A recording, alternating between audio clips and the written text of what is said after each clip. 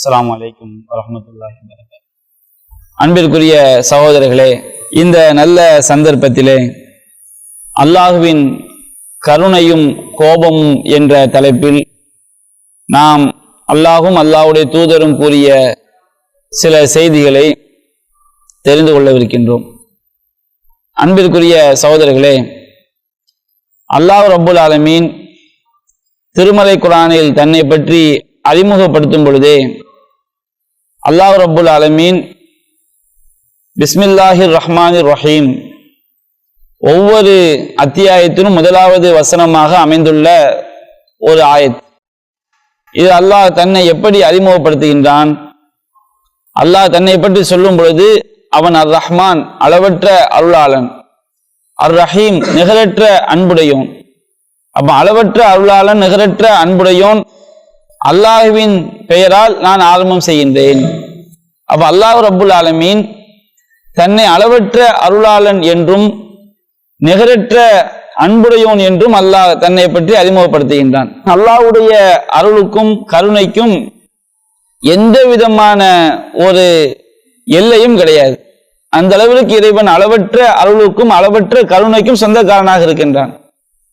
அல்லாஹ் ரப்புல் ஆலமீன் திருமறை குர்ஆனில் தன்னை பற்றி குறிப்பிடும் பொழுது 6வது அத்தியாயம் 12வது வசனத்தில் அல்லாஹ் கூறுகின்றான், கத்தப அலா நஃப்ஸிஹிர் ரஹ்மா, அல்லாஹ் தன் மீது கருணையை விதியாக்கி கொண்டான்.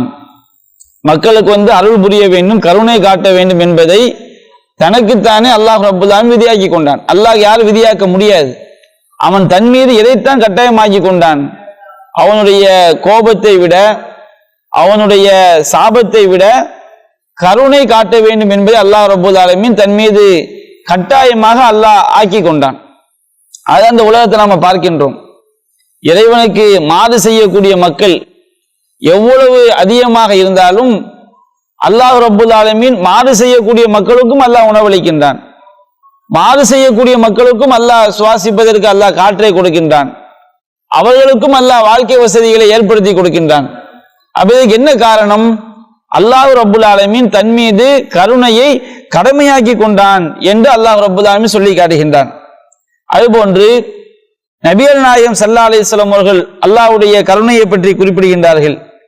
இன்னல்லாஹ கலக்கல் ஹல்க, அல்லாஹ் ரப்புல் ஆலமீன் படைப்பினங்களை படைத்த பொழுது கதபபி யதிஹி அலா நஃப்ஸிஹி, தன்னுடைய கையால் தனக்கு அல்லாஹ் விதியாக்கி கொண்டான். இன்ன ரஹ்மதி தக்லிபு கலபி, என்னுடைய கருணை என்னுடைய கோபத்தை மிஞ்சிவிட்டது என்று அல்லாஹ் ரப்புல் ஆலமீன் தன் மீது படைப்பினங்களை படைக்க ஆரம்பிக்கும் பொழுதே என்னுடைய கோபத்தை விட என்னுடைய கருணை தான் மேலோங்கி இருக்கும் என்று அல்லாஹ் ரப்புல் ஆலமீன் தன் மீது கருணை அல்லாஹ் விதியாக்கி கொண்டான். அப்ப இப்படி இருக்கும் பொழுது அல்லாஹ்வுடைய கோபம் எப்பொழுது நம் மீது ஏற்படும்? அல்லாஹ் ரப்புல் ஆலமீன் தன் மீது கருணையை கடமையாக்கி கொண்டான். அவன் அளவற்ற அருளாளன், நிகரற்ற அன்புடையோன். அந்த மாதிரி பாசத்திற்குரிய இறைவன், கருணையாளனாக இருக்கக்கூடிய இறைவன், அவன் எப்பொழுது நம் மீது கோபப்படுகின்றான்? இதையும் அல்லாஹ் ரப்புல் ஆலமீன் திருமறை குர்ஆனை சொல்லி காட்டுகின்றான். 20வது அத்தியாயம் 81வது வசனத்தில் அல்லாஹ் கூறுகின்றான், குலூ மின் தய்யிபாத்தி மா ரஸக்னாகும், நாம் உங்களுக்கு வழங்கிய பரிசுத்தமான உணவுகளை நீங்கள் உண்ணுங்கள். வலா தத்கூ ஃபீஹி, அதை நீங்கள் வரம்பு மீறாதீர்கள். அல்லாஹ் நமக்கு எவற்றையெல்லாம் ஹலால் ஆக்கி இருக்கிறானோ அந்த ஹலாலான உணவுகளை நீங்கள் சாப்பிடுங்கள். அல்லாஹ் ரப்புல் ஆலமீன் பிஸ்மில்லா சொல்லி அறுக்கப்பட்ட உணவுகளை அல்லாஹ் நமக்கு என்ன செய்திருக்கின்றான்? ஹலால் ஆக்கி இருக்கின்றான். பன்றி இறைச்சி போன்ற உணவுகளை அல்லாஹ் நமக்கு ஹராம் ஆக்கி இருக்கின்றான். ஓட்டப்பட்ட ரத்தம் நமக்கு ஹராம். இப்ப அல்லாஹ் ரப்புல் ஆலமீன் நமக்கு ஹலால் ஆக்கிய உணவுகள் இருக்கு பாருங்க, இதுல நாம வரம்பு மீறக்கூடாது. அல்லாஹ் ஒன்றை ஹலால் ஆக்கி விட்டால் இதை சாப்பிடுறது ஹராம். அல்லாஹ் ஹலால் ஆக்கிய உணவை நாம ஹராம்னு ஆக்கிரம் வைத்துக் கொள்ளுங்கள், தடுத்து வைத்துக் கொண்டோம் என்று சொன்னால் ஃபயஹில்ல அலைக்கும் கலபி, உங்கள் மீது என்னுடைய கோபம் இறங்கிவிடும். அல்லாஹ் நமக்கு ஹலால் ஆக்கிய ஒன்றை நாம் ஹராம் ஆக்கி கொண்டால், சில ஊர்களில் கூட முஹர்ரம் மாசம் வந்து விட்டால் அவங்க சில முட்டை சாப்பிட்றது ஹராம், இறைச்சி சாப்பிட்றது ஹராம், இந்த மாதிரி ஹராம் ஆக்கி வச்சிருப்பாங்க. சில உணவுப் பொருளை சில காலங்களில் சாப்பிடக்கூடாது. அப்ப இந்த ஹலால் ஹராம் தீர்மானிக்கக்கூடிய அதிகாரம் யாருக்கு இருக்கிறது? அல்லாஹ்க்குள்ள அதிகாரம். நாம அல்லாஹ் ஹலாலாக்கிய உணவுகள், சில உணவுகள் நம்ம உடம்புக்கு ஒத்துக்கொள்ளாமல் இருக்கலாம், நாம் அதை சாப்பிடாமல் தவிர்த்து கொள்ளலாம். ஆனா அந்த உணவே ஹராம் என்று நாம் சொல்லலாமா? நபிகள் நாயகம் ஸல்லல்லாஹு அலைஹி வஸல்லம் அவங்களுக்கு உடும்பு இறைச்சி என்ன செய்யாது, அவங்களுக்கு பிடிக்காது. அப்போ ஒரு சபையில விருந்துக்காக அமரும் பொழுது உடும்பு இறைச்சி அங்கே பரிமாறப்படுகிறது. ரசூலுல்லாஹ் சாப்பிடாம இருக்கிறாங்க. அப்ப ஹாலித் பின் வலீத் ரலியல்லாஹு அன்ஹு கேட்கிறாங்க, அல்லாஹ்வின் தூதரே, இது ஹராமா? இது ஹராம் கிடையாது, ஆனா எனக்கு இது பிடிக்காதுங்கிறாங்க. அப்போ ஹாலித் பின் வலீத் என்ன செய்றாங்க, அவங்க அந்த ரசூலுல்லாஹ்வுடைய அந்த பங்கையும் வைத்து அவர்கள் சாப்பிட்டார்கள். அப்ப அல்லாஹ் எதை நமக்கு ஹலால் ஆக்கி இருக்கிறான், பரிசுத்தமான உணவுகள்ல, அதை நீங்கள் ஹராம் ஆக்கி கொள்ளாதீர்கள். அப்படி ஹராம் ஆக்கினால் ஃபயஹில் அலைக்கும் கலபி, உங்கள் மீது என்னுடைய கோபம் இறங்கிவிடும். வமை யஹ்லில் அலைஹி கலபி ஃபகத் ஹவா, என்னுடைய கோபம் யார் மீது இறங்கி விட்டதோ அவன் வழிகட்டு விட்டான் என்று அல்லாஹ் ரப்புல் ஆலமீன் சொல்லப்படுகின்றான். அதுபோன்று அல்லாஹ் ரப்புல் ஆலமீன் எதற்காக இறைவனுடைய கோபம், அவன் அன்பாளனாக இருக்கின்றான், கருணையாளனாக இருக்கின்றான். அப்படிப்பட்ட இறைவன் தன்னுடைய அடியார்கள் மீது கோபப்படுவதற்கு சில காரணங்களையும் திருமறை குர்ஆன் சொல்லி காட்டுகிறது. அதுல முதலாவது முக்கியமான ஒரு காரணம் என்னவென்று சொன்னால், மனிதர்கள் தப்பு செய்யக்கூடியவங்க, தவறு செய்யாத எந்த ஒரு மனிதனும் என்ன செய்யாது, கிடையாது. ஆனால் ஒரு நம்முடைய சமூகம் தவறு செய்யும் பொழுது அந்த தவறை சுட்டி காட்டக்கூடிய மக்கள் இருந்து கொண்டே இருக்க வேண்டும். ஒரு ஊர்ல வாழக்கூடிய ஒரு ஊர்ல மக்கள் இருக்கிறார்கள் என்று சொன்னால் அதுல மார்க்கத்திற்கு புறம்பாக தவறு செய்யக்கூடிய மக்களும் இருப்பார்கள். அப்ப மக்கள் தவறு செய்யும் பொழுது, பாவங்கள் செய்யும் பொழுது, அந்த அவர்கள் செய்யக்கூடிய பாவங்களை தப்பு, நீங்க வரம்பு மீறாதீர்கள், தவறு செய்யாதீர்கள் என்று சுட்டி காட்டக்கூடிய ஒரு கூட்டம் இருக்க வேண்டும். ஒட்டுமொத்த ஊருமே பாவத்தில் மூழ்கிவிடும் என்று சொன்னால் அங்கே அல்லாஹ்வுடைய கோபத்திற்கு அந்த ஊர்வாசி என்ன செய்து விடுவார்கள், உள்ளாகி விடுவார்கள். இதை திருமறை குர்ஆன் அல்லாஹ் சொல்லி காட்டுகின்றான். 11வது அத்தியாயத்தில் 117வது வசனத்தை அல்லாஹ் கூறுகின்றான், வமா கான ரப்புக லியுஹ்லிகல் குரா பிலுதுமின், ஒரு ஊர்வாசிகள் செய்யக்கூடிய அநியாயத்தின் காரணமாக அந்த ஊரை அல்லாஹ் அழித்து விட மாட்டான். எப்பொழுது? வஅஹ்லுஹா முஸ்லிஹூன், அந்த ஊர்வாசிகள் சீர்திருத்தம் செய்யக்கூடியவர்களாக. தப்பு நடக்கும், ஊரில் அநியாயம் நடக்கும், அக்கிரமம் நடக்கும், ஆனால் அதை தவறு என்று சுட்டி காட்டக்கூடிய ஒரு கூட்டம் இருக்க வேண்டும். அப்போ ஒரு ஊரில் உள்ளவர்கள் பாவம் செய்வதன் காரணமா அந்த ஊரை அழிக்க மாட்டான். எப்பொழுது அல்லாஹ் அழிக்க மாட்டான்? அந்த ஊர்ல சீர்திருத்தம் செய்யக்கூடிய மக்கள் என்ன செய்ய வேண்டும், இருக்க வேண்டும். இப்ப சமூகத்தில் நம்ம பார்க்கிறோம், நம்ம நாடுகள்ல வரதட்சணை கொடுமை தலைவிரித்தாடுது. இது ஒரு பாவம். குட்டி வாங்கக்கூடிய கொடுமை இருக்கிறது, தர்கா வழிபாடு என்ற கொடுமை இருக்கிறது. இப்படி எல்லா பாவங்களும் இருக்கும் பொழுது ஒரு ஊரை அந்த ஊர் மக்கள் பாவம் செய்யறதுன்னு அல்லாஹ் அழிப்பான, அழிக்க மாட்டான்.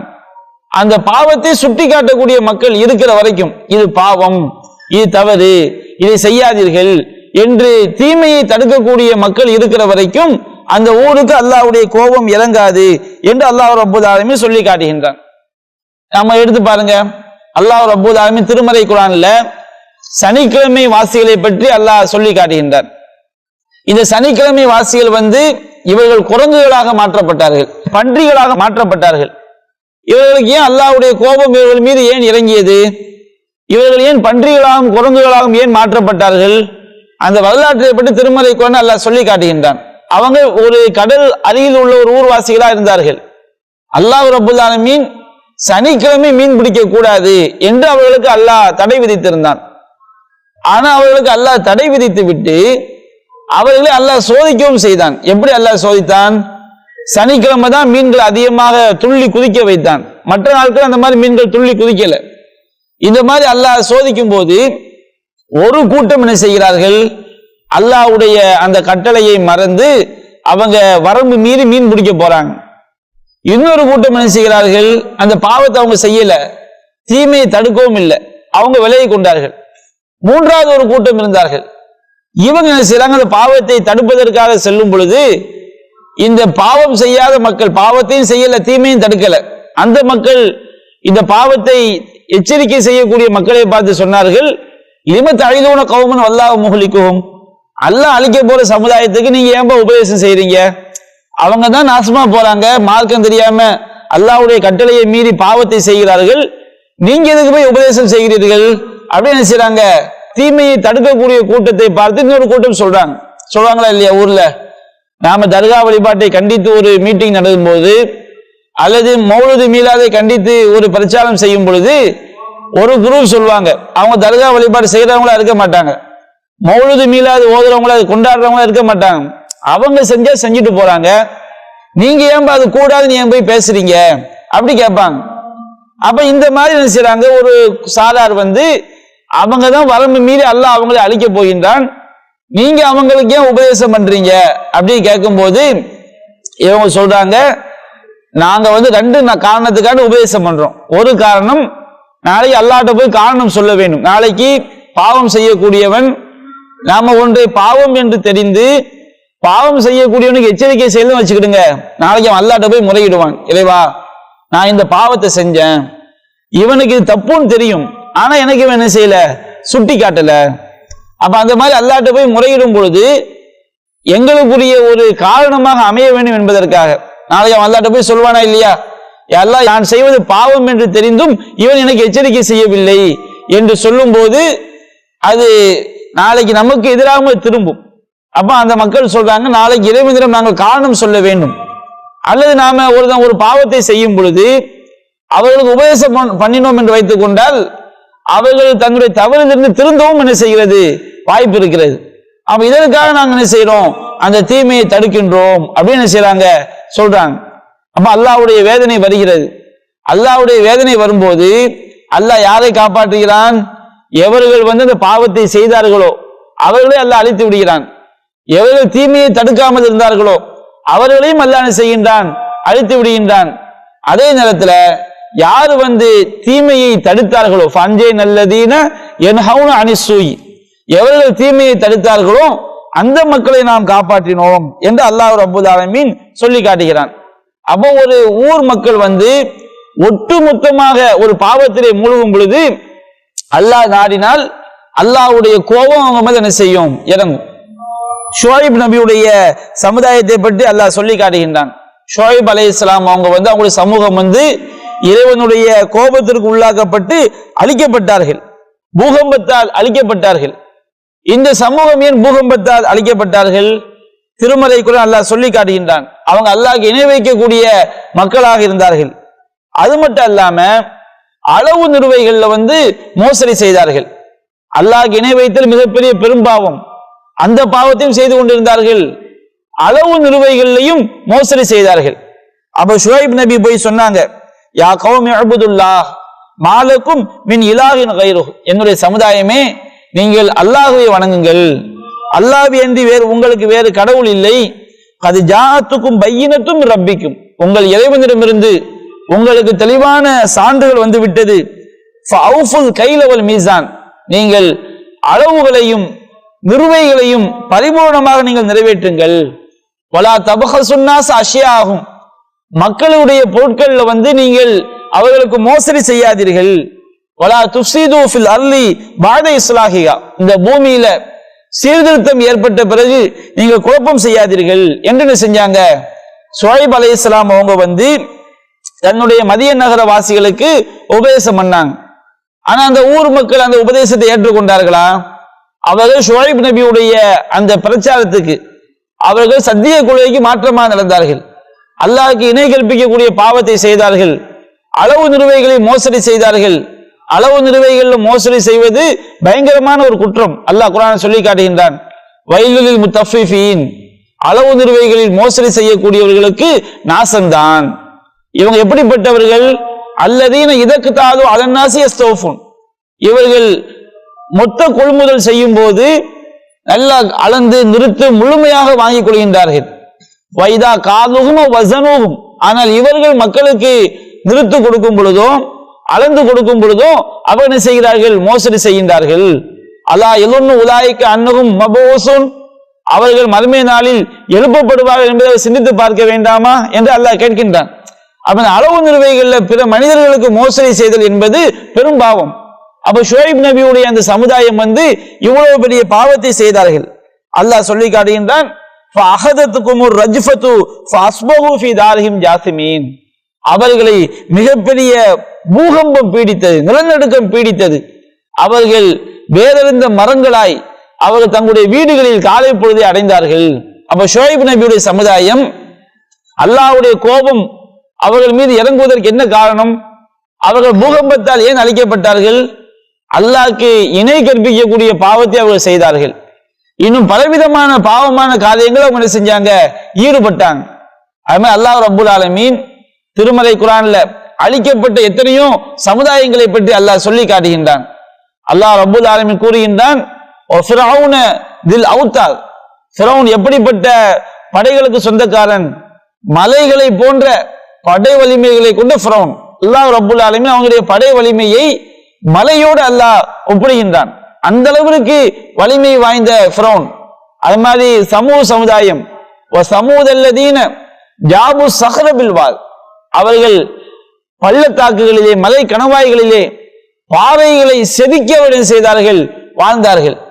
இந்த மாதிரி சமூக சமுதாயம், ஃபிரௌன் சமுதாயம், ஆது சமுதாயம், ஹூத் நபியுடைய சமுதாயம், இவங்களெல்லாம் அல்லதீன தகௌஃபில் பிலாத், அவர்கள் பூமியிலே வரம்பு மீறினார்கள்.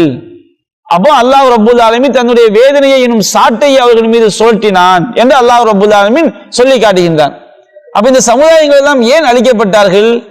இவர்கள் ஒட்டுமொத்தமாக இறைவனுக்கு மாறு செய்யக்கூடிய ஒரு கூட்டமாக இருந்தார்கள். இறைவனுக்கு இணை கற்பிக்கக்கூடிய ஒரு கூட்டமாக இருந்தார்கள். அப்ப இந்த இணை கற்பிக்கக்கூடிய பாவத்துல ஒரு சமுதாயம் ஒட்டுமொத்தமாக மூழ்கி இருக்கும் பொழுது, இன்னும் மனிதர்களுக்கு அவர்கள் அநியாயம் செய்யும் பொழுது அல்லாஹ்வுடைய கோபம் அவர்கள் மீது என்ன செய்கிறது? இறங்குகிறது. அதே நேரத்தில் நம்மை அல்லாஹ்வுடைய கோபத்தை விட்டும் காப்பாற்றக்கூடிய ஒரு விஷயம் எது என்று சொன்னால், அல்லாஹ்க்கு இணை கற்பிக்காமல் இருப்பது, பிற மனிதர்களுக்கு நாம் உதவி செய்வது. எல்லா சமுதாயங்களும் அழிக்கப்பட்டது காரணம் பிற மனிதர்களுக்கு செய்யக்கூடிய அநியாயம், பிற மனிதர்களுக்கு செய்யக்கூடிய அக்கிரமம், அதற்கு மேலாக அல்லாஹ்வுக்கு இணை கற்பிக்கக்கூடிய பாவம். இதனால சமூகங்கள் அழிக்கப்பட்டாங்க. அப்ப அல்லாஹ்வுடைய கோபம், அல்லாஹ்வுடைய சாபம் நம் மீது உண்டாகாமல் இருக்க வேண்டும் என்றால் நாம ரெண்டு அம்சங்களை கவனத்தில் கொள்ள வேண்டும். முதலாவது அம்சம் என்னவென்று சொன்னால், இறைவனுக்கு இணை கற்பிக்கக்கூடிய பாவத்தை விட்டு நாம் தவிர்ந்து கொள்வதோடு அதை மக்களுக்கு எச்சரிக்கை செய்யணும். நாம் எச்சரிக்கை செய்து கொண்டிருந்தால் அல்லாஹ்வுடைய கோபம் நம் மீது இறங்காது. இந்த உலகத்துல இறைவனுடைய விதிப்படி சில ஆபத்துகள் வரலாம், அது எல்லோருக்கும் ஏற்படும், நல்லவர்களுக்கும் ஏற்படும், தீயவர்களுக்கும் ஏற்படும். ஆனால் அல்லாஹ்வுடைய கோபத்துல மூத்தாயிட்டம் வச்சுக்கிடுங்க, நமக்கு இந்த வாழ்க்கை நாசமாகுது, மறுமை வாழ்க்கை நாசமாகுது. நபிகள் நாயகம் ஸல்லல்லாஹு அலைஹி சொல்லி காட்டுறாங்க, லஅனல்லாஹுல் யஹூத வன் நஸாரா, அல்லாஹ்வுடைய சாபம் யகூதிகள் மீதும் நஸாராக்கள் மீதும் ஏற்பட்டு விட்டது. என்ன காரணம்? இத்தஹது குபூர் அன்பியாஹி மசாஜிதா, அவர்கள் நபிமார்களுடைய சமாதிகளை வணங்குமிடமாக ஆக்கி கொண்டார்கள். அல்லாஹ்வுடைய ஆலயத்தை வணங்குமிடமாக எடுத்துக்கொள்வதற்கு பதிலாக, அல்லாஹ்வுடைய ஆலயத்தை புனிதமிக்க இடமாக எடுத்துக்கொள்வதற்கு பதிலாக நபிமார்கள் அடக்கம் செய்யப்பட்ட அந்த அடக்க ஸ்தலங்களை புனித இடங்களாக அவங்க என்ன செஞ்சாங்க? கருதினார்கள். இதனால் அல்லாஹ்வுடைய சாபம் அவர்கள் மீது ஏற்பட்டது என்று அல்லாஹ் ரப்பல் ஆலமீன் சொல்லி காட்டுகின்றான். அப்ப யகூதி நஸாராக்கள் மீது அல்லாஹ்வுடைய சாபம் உண்டாவதற்கு என்ன காரணம்? நபிமார்களுடைய சமாதிகளை அவங்க வணங்குமிடமாக எடுத்துக்கொண்டதுதான் அதுக்கு ஏற்பட்ட காரணம். அதே நேரத்தில் இந்த ஏகத்துவ கொள்கை இருக்குன்னு வச்சுக்கிறேன், தௌஹீதுடைய கொள்கை, இது நம்ம இந்த உலகத்தில் நம்மை காப்பாற்றும், ஆகிரத்தில் நம்ம என்ன செய்யும்? அது காப்பாற்றும். நபிகள் நாயகம் ஸல்லல்லாஹு அலைஹி வஸல்லம் அவங்க இந்த ஏகத்துவத்துடைய சிறப்பை பற்றி நமக்கு சொல்லி காட்டுறாங்க. மறுமை நாளில் ஒரு அடியான் கொண்டு வரப்படுவான். அவனுடைய பாவ ஏடுகள் எவ்வளவு இருக்கும்? 99 சிஜில்லா, 99 பாவ ஏடுகள். அவன் எந்த அளவுக்கு பெரும் பாவியாக இருப்பான், மாபாவியாக இருப்பான். ஒவ்வொரு பாவ ஏடும் மிஸ்ல மத்தியில் பசர், பார்த்தா ஒரு வெட்ட வெளியில் நின்று அவன் பார்த்தால் நம்முடைய கண் பார்வை எவ்வளவு தூரம் செல்லுமோ அந்த அளவிற்கு அவனுடைய ஒரு ஏடு, அது மாதிரி 99 பாவ ஏடுகள் அவனுக்கு இருக்கும். அப்ப அல்லாஹ் அந்த அடியானை அழைப்பான், என்னுடைய அடியானே, இது எல்லாம் நீ செஞ்ச பாவம் தானா? அப்ப அவன் சொல்லுவான், யா அல்லாஹ், எல்லாமே நான் செஞ்ச பாவம் தான், இது நான் செஞ்ச அநியாயம் தான் அப்படின்னு அவன் சொல்லுவான். அப்ப அல்லாஹ் கேட்பான், துன்கிரு மின் ஹாதா ஷையா, இதுல ஏதாவது நீ பாவத்தை மறுக்கிறாயா? அப்ப அவன் சொல்லுவான், எல்லாமே நான் செஞ்ச அநியாயம் தான், நான் எந்த பாவத்தையும் என்ன செய்யல, மறுக்கல. அடுத்து அல்லாஹ் கேட்பான், லலமத்துக்கு கத்தபத்தை அல் ஹாஃபிலூன், உனக்கு நன்மை தீமைகளை பதிவு செய்யறாங்களா இல்லையா ரெண்டு மலக்குமார்கள், அவங்க ஏதாவது அநியாயமாக எழுதி விட்டார்களா அப்படின்னு அல்லாஹ் கேட்கின்றான். அப்ப அந்த அடியான் சொல்லுவான், அல்லாஹ் எல்லாமே நான் செஞ்ச பாவத்தை தான் எழுதி வைத்திருக்கிறார்கள். அப்படி சொன்ன உடனே அல்லாஹ் கேட்பான், நீ இன்றைக்கு தப்பித்து விட முடியுமா, சொர்க்கம் சென்று விட முடியுமான்னு அல்லாஹ் கேட்பான். அப்ப அவங்க சொல்லுவாங்க, அல்லாஹ் நான் தப்பிக்க முடியாது அப்படின்னு சொன்ன உடனே அல்லாஹ் ரப்புல் ஆலமீன் சொல்லுவான், இன்றைக்கு லா லுலும அலைக், உன் மீது எந்த விதமான அநியாயம் கிடையாது. இன்னலக இந்தனா லஹஸனாத், உனக்கு நம்மிடம் சில நன்மைகள் இருக்கிறது என்று அல்லாஹ் என்ன செய்வான், சின்ன ஒரு பித்தாக்காவா அல்லாஹ் எடுத்து காட்டுவான். டிரைவிங் லைசன்ஸ் மாதிரி சின்ன பித்தாக்கா. அதை நம்ம நடைமுறை வாழ்க்கையில பத்தாக்கான்னு சொல்லுவாங்க. ஆனா அது ஒரு ஒரிஜினல் என்னது பித்தாக்கா. அதை எடுத்து காட்டுவான் அல்லாஹ். அதுல என்ன எழுதப்பட்டிருக்கும், அஷ்ஹது அல்லா இலாஹ இல்லல்லாஹு வ அஷ்ஹது அன்ன முஹம்மதன் அப்துஹு வ ரசூலுஹு. அந்த ஏகத்துவ கலிமா அதில் எழுதப்பட்டிருக்கும். அவன் எவ்வளவு பெரிய மாபாவியாக இருந்தாலும் இந்த அல்லாஹ்க்கு இணை வைக்க கூடாது என்ற கொள்கையில அவன் சரியா இருந்திருக்கிறான். அப்போ அந்த அடியான் கேட்பான், யா அல்லாஹ், மாஹாதிகள் பித்தாக்கா மாஹாதி சிஜில்லா, இவ்வளவு பாவையேடுகள் இருக்குது, 99 பாவையேடுகள், ஒவ்வொன்றும் கண்பார்வை எட்டும் தொலைவிற்கு இருக்கிறது. இவ்வளவு பாவையேடுகள் இருக்கும்போது இந்த சின்ன கார்டு என்ன எப்படி காப்பாற்றும்? அப்ப அல்லாஹ் என்ன செய்வான், அவனுடைய 99 பாவையேடுகளை ஒரு தட்டிலும் இந்த பித்தாக்காவை இன்னொரு தட்டிலும் வைப்பான். பித்தாக்கா தாசத்தி சிஜில்லாத், இந்த பித்தாக்கா கனமாகிவிடும், அந்த பாவையேடுகள் எல்லாம் தூசாய் பறந்தோடிவிடும். அல்லாஹ்வுடைய ஏகத்துவ கலிமாவிற்கு நிகராக எந்த ஒன்றும் மறுமையில் இருக்காது என்று நபிகள் நாயகம் ஸல்லல்லாஹு அலைஹி வஸல்லம் சொல்லி காட்டுறாங்க. அப்ப ஆகிரத்துல அல்லாஹ்வுடைய கருணையை நமக்கு பெற்றுத்தரக்கூடியது அல்லாஹ்வுடைய ஏகத்துவ கொள்கை தான்.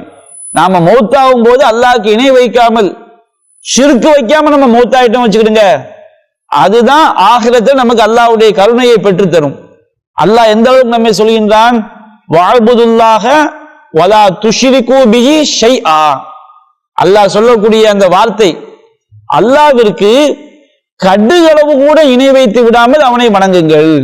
இப்ப சிலர் என்ன செய்வாங்க, சில இணை வைக்கிற பாவங்களை தவிர்த்திருப்பார்கள், ஆனா இன்னொரு இணை வைக்கிற பாவத்தை செய்வாங்க. அப்படி இருக்கக்கூடாது.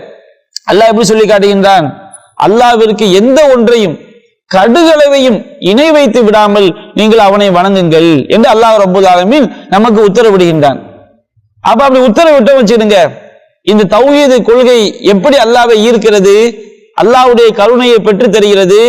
அல்லாஹ் ரப்பல் ஆலமீன் சொல்லி காட்டுகின்றான். நபிகள் நாயகம் ஸல்லல்லாஹு அலைஹி வஸல்லம் கூறுகிறார்கள், இப்னு ஆதம் அத்தைத்தனி பி குலாபில் அல் ஹதாயா, மனிதனே நீ பூமி நிறைய பாவத்தை சுமந்து கொண்டு என்னிடம் வந்திருக்கின்றாய்.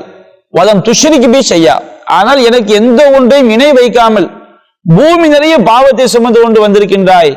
அதனால் வஅதைதுக பி குலாபிஹா மக்ஃபிரா, நான் உனக்கு பூமி நிறைய மன்னிப்பை கொண்டு உன்னிடம் வருகின்றேன். அப்ப நம்ம பூமி நிறைய பாவத்தை ஒரு அடியான் செய்து கொண்டு அல்லாஹ்க்கு இணை வைக்காமல் அவன் பூமி நிறைய பாவத்தை செய்திருந்தாலும் அவன் தௌஹீதோடு மரணித்திருந்தான்னு சொன்னான். ஷிர்கான காரியங்கள், சிலை வழிபாடு, தாயத்து, தகடு, சவுனம், பில்லி சூனிய நம்பிக்கைகள், இப்படி எதுவெல்லாம் ஷிர்கான காரியங்களோ அவற்றையெல்லாம் முழுமையாக தவிர்த்து அல்லாஹ்வுக்கு இணை கற்பிக்காமல் அவன் மரணித்திருந்தான் என்று சொன்னால் அவன் பூமி நிறைய பாவத்தை செய்திருந்தாலும் அல்லாஹ் அவனை என்ன செய்கின்றான், மன்னிக்கின்றான். அப்போ நம்ம அல்லாஹ்வுடைய கருணையை பெற்று தரக்கூடியது இந்த தௌஹீது கொள்கை. அடுத்ததாக இது அல்லாஹ்வுடைய கருணையை பெற்று தரும் பிற மனிதர்களுக்கு நாம செய்யக்கூடிய உதவி. இன்றைக்கு நாம எவ்வளவோ நல்ல உதவிகளை பிற மக்களுக்கு நாம செய்யறோம். இரத்த தானம் செய்கிறோம், கஷ்டப்படக்கூடிய மக்களுக்கு, ஏழைகளுக்கு நோன்பு பண்ணா தர்மத்தை நாம கொடுக்கிறோம், ஜக்காத் நாம் ஏழைகளுக்கு நிறைவேற்றுகிறோம், கஷ்டப்படக்கூடிய மக்களுக்கு பல வகையிலும் உதவி செய்யறோம். இந்த மனித உதவி இருக்கு பாருங்க, இது அல்லாஹ்வுடைய கருணையை பெற்றுத்தரும். மனிதனுக்கு மட்டுமல்ல, எந்த ஜீவராசி உதவி செஞ்சாலும் அல்லாஹ்வுடைய கருணையை பெற்றுத்தரும். நபிகள் நாயகம் ஸல்லல்லாஹு அலைஹி வஸல்லம் சொல்லி காட்டுறாங்க, ஒரு மனிதர் என்ன செய்யறாரு, ஒரு பாலைவனம் வழியாக அவர் நடந்து செல்கின்றார். பாலைவனம் வழியாக நடந்து செல்லும் பொழுது கடுமையான தாகம் அவருக்கு ஏற்படுகிறது. அன்றைய காலத்துல காலில் காலுறை அணிவார்கள். அந்த காலுறை எப்படின்னா, தண்ணியை அள்ளும் வச்சுக்கிடுங்க, அது அந்த காலுறை தண்ணி நிற்கும். நம்ம நாடுகள்ல சாந்து குலைக்கும் போது கொத்தனார்கள் மாட்டி இருப்பாங்க சில உரைகள், அது நம்ம போடுற காலுறை மாதிரி இருக்க தோலாலான காலுறைகள். அப்ப அவர் என்ன செய்யறாரு, கடுமையான தாகம் ஏற்பட்டோன்னு அவரு கிணத்துக்குள்ள இறங்கி தண்ணியை குடிச்சிட்டு மேலே ஏறிடுறாரு. மேலே ஏறினா அந்த கிணற்றுக்கு அருகில ஒரு நாய், அது தாகத்தினால் அந்த கிணற்றுக்கு பக்கத்தில் உள்ள ஈரம் மண்ணை நக்கி கொண்டிருக்கிறது. அப்ப இவர் நினைக்கிறாரு, நமக்கு கிணத்துல இறங்கக்கூடிய உடல் அமைப்பு அல்லாஹ் தந்திருக்கிறான், நாம இறங்கி தண்ணி குடிச்சிட்டு மேலே ஏறிட்டோம், இந்த நாய் தாகத்தால் தவிக்கிறது, இது எப்படி தண்ணியை குடிக்கும் அப்படின்னு இவர் கவலைப்பட்டு கொண்டு திரும்ப என்ன செய்யறான்னா அந்த கிணற்றுக்குள் இறங்கி தன்னுடைய காலுடையை கலட்டி அதுல தண்ணீரை எடுத்துக்கொண்டு அதை வாயில் கவ்வி கொண்டு மேலே ஏறுறாரு. மேலே ஏறி அந்த நாய்க்கு என்ன செய்யறாரு, தண்ணி கொடுக்கிறார். அப்போ அல்லாஹ் ரப்புல் ஆலமீன் ஒரு நாய்க்கு தண்ணி கொடுக்கிறாரு. இந்த ஒரு நல்ல செயலின் காரணமாக அவருடைய பாவங்களை மன்னித்து அல்லாஹ் அவருக்கு என்ன செய்கின்றான், சொர்க்கத்தை கொடுக்கின்றான். அப்ப சஹாபாக்கெல்லாம் கேட்கிறாங்க, அல்லாஹ்வின் தூதரே, இன்னலனா ஃபில் பஹாயிமில் அஜ்ரன், இந்த வாயில்லா ஜீவன்களுக்கு உதவி செய்தாலுமா அல்லாஹ் நன்மை கிடைக்கும். அப்ப நபிகள் நாயகம் சொன்னாங்க, லிகுல்லி கபீரின் ருத்துபத்தின் அஜ்ரா, இறப்பை உள்ள ஈரமான இறப்பை கொண்ட எந்த ஜீவராசிக்கும் நாம உதவி செஞ்சாலும் அல்லாஹ்ட்ட கூலி கிடைக்கும். மார்க்கத்துல சில விஷயங்களை கொல்ல வேண்டும் என்று இருக்கிறது, வெறி நாயை அடித்து கொள்ள வேண்டும், தேளு அந்த மாதிரி எதையெல்லாம் கொல்ல வேண்டும் என்று இருக்கிறதோ, எவற்றையெல்லாம் வளர்க்க கூடாதுன்னு இருக்குது, அதை நம்ம கழிச்சிடணும். அதை தவிர இறப்பை கொண்ட எந்த ஜீவராசிக்கு நாம உதவி செய்தாலும் நமக்கு அல்லாஹ்ட்ட கூலி இருக்கிறது. பசிக்கக்கூடிய ஒரு உயிரினமாக இருந்தால் அதற்கு நாம உதவி செய்தால் அதுக்கு நமக்கு அல்லாஹ்ட்ட கூலி இருக்கிறது. அப்ப அல்லாஹ் ரப்புல் ஆலமீன் இந்த பிற உயிர்களுக்கு உதவி செய்வதை கூட அல்லாஹ் பெரிய கூலி தருகிறான்னு சொன்னால், பிற மனிதர்களுக்கு நாம செய்யக்கூடிய உதவி இருக்கு பாருங்க, இது கண்டிப்பாக அல்லாஹ்வுடைய கருணையை பெற்று தரும். நபியா சொல்லி காட்டுறாங்க, இஸ்ரவேல சமுதாயத்துல ஒரு மனிதர் இருந்தார். அந்த மனிதர் என்ன செய்தார், அவரு மலக்கு மகள் உயிரை கைப்பற்ற வரும் பொழுது அவர்கிட்ட கேட்கிறாங்க, நீ ஏதாவது நன்மை செஞ்சிருக்கியப்பான். அவரும் யோசிச்சு பார்க்கற, அவர் என்ன செய்யல, எந்த நன்மையும் செய்யல. அப்ப அவர் சொல்றாரு, எந்த நன்மையுமே செய்யல, ஆனா ஒண்ணு இருக்குது, அது என்ன விஷயம் சொன்னோம்னா, நான் மக்களுக்கு அவர் கடன் கொடுக்கல் வாங்கல் செய்வார். கடன் கொடுக்கல் வாங்கல் செய்யும் பொழுது இந்த கடனை திருப்பி கொடுப்பதில் கஷ்டப்படுவாங்களா இல்லையா, அவர்களுக்கு நான் அவகாசம் கொடுப்பேன். இது ஒரு ஆளுக்கு செய்யக்கூடிய உதவி. இவர் தர்மம் கொடுக்கல, கொடுத்த கடனை திருப்பி வாங்கும் போது கஷ்டப்பட்டா கொஞ்சம் அவகாசம் கொடுப்பேன் அப்படிங்கிறாரு. அப்போ அல்லாஹ் என்ன செய்கின்றான், மலக்கு மேல உயிரை கைப்பற்றுறாங்க, அந்த தியாகத்துக்காண்டி சொர்க்கம் கொடுக்கப்படுகிறது. அப்படின்னா அவர் அல்லாஹ் இணை வைக்காமல் இருந்திருக்கின்றார். அல்லாஹ்க்கு இணை வைக்காமல் அவர் பிற மனிதர் செஞ்ச ஒரு தியாகம். அவர் கடனுக்கு என்ன செஞ்சிருக்கார், அவகாசம் கொடுத்திருக்கின்றார். இதற்கு என்ன கிடையாது, சொர்க்கம் கிடைக்கிறது. நபிகள் நாயகம் சொல்லி காட்டுறாங்க, சஹீஹுல் புகாரில பதிவு செய்யப்பட்டுள்ள ஒரு ஹதீஸ். ஒருவர் தொழுகைக்காக வர்றார். தொழுகைக்காக வரும்பொழுது மக்களுக்கு இடையூறு தரக்கூடிய வகையில ஒரு மரம் அங்கே இருக்கிறது, ஒரு முள் மரம் அங்கே இருக்கிறது. அப்ப என்ன செய்றாரு, இது மக்களுக்கு இடையூறா இருக்கிறதுன்னு சொல்லி இந்த முள் மரத்தை என்ன செய்றாரு, அகற்றாரு. தொழுகைக்கு லேட் ஆயிருது. அல்லாஹ் செய்கின்றான், இந்த ஒரு மக்களுக்காக அவர் செஞ்ச எந்த தியாகம் இருக்கு பாருங்க, இதற்காக அவருடைய பாவத்தை மன்னித்து அல்லாஹ் என்ன செய்கின்றான், அவருக்கு அல்லாஹ் சொர்க்கத்தை கொடுக்கின்றான். ஒரு விபச்சாரி ஒரு நாய்க்கு தண்ணி கொடுத்த காரணத்தினால் அந்த விபச்சாரியுடைய பாவத்தை மன்னித்து அல்லாஹ் அந்த விபச்சாரிக்கு என்ன செய்கின்றான், சொர்க்கத்தை கொடுக்கின்றான். திருமலை குர்ஆன் சொல்லி காட்டுகிறது, வமன் அஹ்யா ஃபகஅன்னமா அஹ்யன் நாஸ ஜமீஆ, யார் ஒரு உயிரை வாழ வைக்கிறானோ அவன் உலக மக்கள் அனைவரையும் வாழ வைத்தவனை போன்றவனாவான். இதுதான் இஸ்லாம் சொல்லக்கூடிய தத்துவம். அல்லாஹ்க்கு ஷிர்க் வைக்க கூடாது.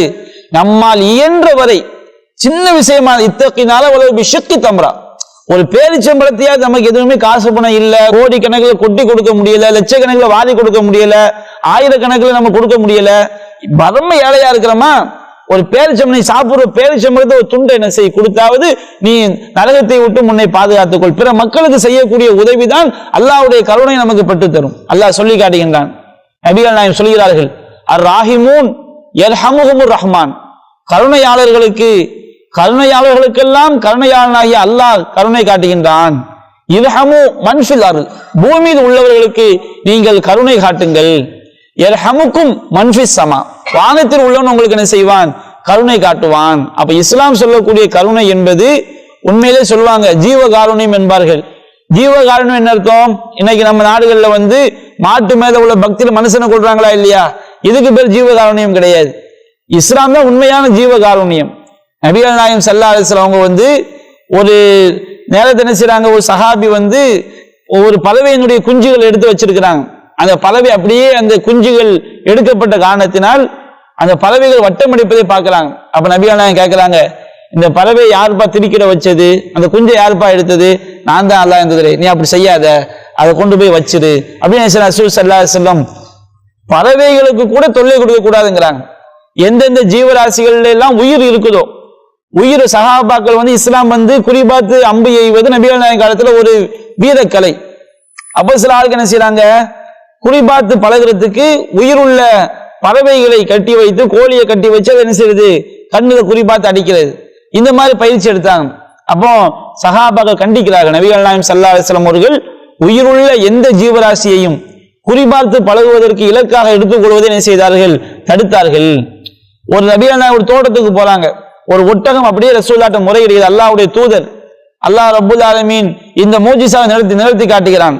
அந்த ஒட்டகத்துடைய முதலாளி என்ன செய்றாங்க, அதுக்கு சாப்பாடு கொடுக்காம கொடுமைப்படுத்துறாரு. இதை அந்த ஒட்டகம் முறையிட்டவன ரசூலுல்லாஹ் என்ன செய்றாங்க, அந்த ஒட்டகத்தை தடவி கொடுத்து விட்டு நபிகள் நாயகம் சொல்றாங்க சஹாபாக்களுக்கு, யாருப்பா இந்த ஒட்டகத்துடைய மோதாளி? நான் தான் அல்லாஹ்வின் தூதரே.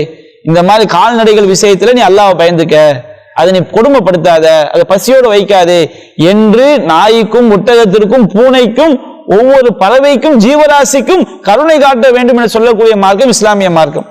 இப்படி சொல்லக்கூடிய நம்முடைய மார்க்கம் ஒரு மனிதர்களை அநியாயமாக கொல்ல சொல்லுமா? மனிதர்களை அநியாயமாக அது அழிக்க சொல்லுமா? நபிகள் எப்படி சொன்னார்கள், லா யர்ஹமுல்லாஹு மல்லா யர்ஹமுன் நாஸ். மக்களுக்கு கருணை காட்டாதவனுக்கு அல்லாஹ் கருணை காட்ட மாட்டான். கருணை என்பது மற்றவர்களை அழிப்பதில் கிடையாது. இத்ஃபா பில்லதி அஹ்சன், எது நல்லதோ அதை கொண்டு தீமையை தடுத்துக் கொள்ளுங்கள். ஃபஇதல்லதி பைனக வ பைனஹு அதாவத்துன் கஅன்னஹு வலியுன் ஹமீம். நன்மையை கொண்டு தீயதை தடுத்தால் உங்களுக்கும் யாருக்கும் மத்தியில் பகைமை இருக்கிறதோ அவர்கள் நெருங்கிய உறவினர்களாக மாறுவார்கள், நெருங்கிய நண்பராக மாறுவான்னு அல்லாஹ் சொல்லி காட்டுகின்றான். அப்போ அல்லாஹ்வுடைய கருணை, அல்லாஹ்வுடைய பாசம் நமக்கு கிடைக்க வேண்டும் என்றால் ரெண்டு அடிப்படை நம்ம கையில் எடுக்கணும். இஸ்லாமிய சமுதாயம் நாம அப்படித்தான் இருக்கிறோம். இன்னைக்கு நம்ம சமூகத்தின் மேல் தீவிரவாத முத்திரை குத்தப்பட்டு இருக்கிறது. அதுவெல்லாம் நம்ம இஸ்லாத்தை யுரீதூன லியுத்ஃபிஉ நூரல்லாஹி பிஅஃவாஹிஹிம், தங்களுடைய வாய்களால் அல்லாஹ்வுடைய ஒளியை அவர்கள் ஊதி அணைத்து விடலாம் என்று நினைக்கிறார்கள். அல்லாஹு முத்திம்மு நூரிஹி வலவ் கரிஹல் காஃபிரூன். காஃபிர்கள் வெறுத்த போதிலும் அல்லாஹ் தன்னுடைய ஒளியை என்ன செய்வான், பரிபூர்ணமாக்கியே தீருவான். ஆனால் உலகத்திலேயே அன்பு மார்க்கம் இஸ்லாம் தான். அந்த அன்பு எதுல? ரெண்டு விஷயம். ஒன்று ஏகத்துவ கொள்கை, இன்னொன்று பிற மக்களுக்கு, பிற உயிர்களுக்கு நாம் அன்பு காட்டுவது, கஷ்டப்படக்கூடிய மக்களுக்கு நாம் உதவி செய்வது. அந்த மாதிரி இந்த ரெண்டு அடிப்படையை நாம் கையில் எடுத்துக்கொண்டால் அல்லாஹ்வுடைய கருணை நமக்கு கிடைக்கும், அல்லாஹ்வுடைய கோபத்திலிருந்து நாம் தப்பிக்கலாம். இந்த உலகிலும் மறு உலகிலும் அல்லாஹ் நமக்கு நிம்மதியான ஒரு வாழ்வை தருவான். அல்லாஹ்வுடைய கோபம் இறங்கிய சமுதாயங்கள் எல்லாம் இந்த ரெண்டு அடிப்படைகளை கைவிட்ட சமுதாயம். அல்லாஹ்க்கு இணை கற்பித்து பிற மக்களுக்கு கொடுமை செய்யக்கூடிய சமுதாயங்களாக இருந்தார்கள். அல்லாஹ்வுடைய கோபம் அவர்கள் மீது இறங்கியது. அன்பிற்குரிய சகோதரர்களே, நாம் நம்முடைய வாழ்க்கையில் எல்லா விஷயத்திலையும் இந்த ரெண்டு அடிப்படைகளை கவனத்தில் கொண்டு வாழ்ந்தோம் என்று சொன்னால் அல்லாஹ்வுடைய கருணை, அல்லாஹ்வுடைய நேசம், இறைவனுடைய பாசம் நமக்கு கிடைக்கும். அல்லாஹ் ரப்புல் ஆலமீன் இம்மையிலும் மறுமையில் நம்மை வெற்றி பெற்ற நன்மக்களாக அல்லாஹ் ஆக்குவான். அத்தகைய இம்மையில் வெற்றியும் மறுமையில் சொர்க்கம் என்ற உயர்ந்த பாக்கியத்தை அடையக்கூடிய நன்மக்களாக அல்லாஹ் நம் அனைவரையும் ஆக்கி அருள் புரிவானாக என்று கூறி என்னுடைய உரையை நிறைவு செய்கின்றேன். வாஹது அவானா அல்ஹம்துலில்லாஹி ரப்பில் ஆலமீன். அஸ்ஸலாமு அலைக்கும் வரஹ்மத்துல்லாஹி வபரகாத்துஹு.